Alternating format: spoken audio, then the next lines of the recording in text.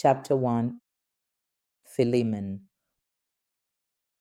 Paul, a prisoner of Christ Jesus, and Timothy, our brother, to Philemon, our dear friend and fellow worker. Philemon, chapter 1, verse 1. The Apostle Paul, also known as Saul, wrote the greater part of the New Testament Bible. His letters were addressed to churches, communities, individuals, among many others. One individual recipient of Paul's letter is a man named Philemon. The letter was an appeal letter written to ask Philemon to consider forgiving his runaway slave. Paul wrote this letter out of love for the master and the slave, who were both believers.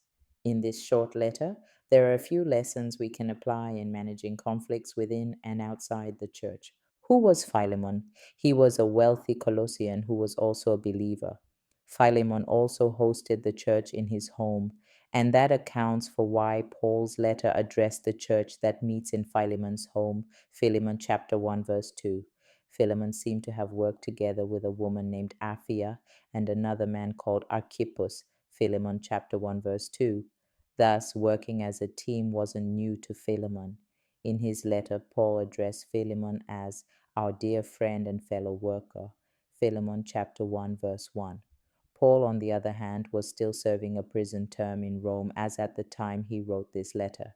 The Apostle Paul, who was in chains for the gospel, didn't relent in interceding for another person who had become a family in Rome. In this short letter from Paul, we are reminded of the need to make room for each other and how to restore relationships within the church. It is obvious that Paul's appeal was accepted by Philemon.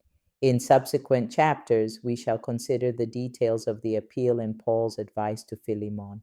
We need to understand that irrespective of our spiritual maturity, there would always be the need to resolve issues within the church. Be always willing and ready to be an agent of peace. Discover a powerful New Testament letter that still speaks today. The letter to Philemon explores forgiveness, restoration, and transformed relationships through the gospel of Jesus Christ. You see how faith reshapes broken social systems. You learn how grace restores dignity. You understand how Christian love challenges injustice. This book offers clear biblical insight. It gives practical lessons for Christian living. It speaks to leaders, families, and churches.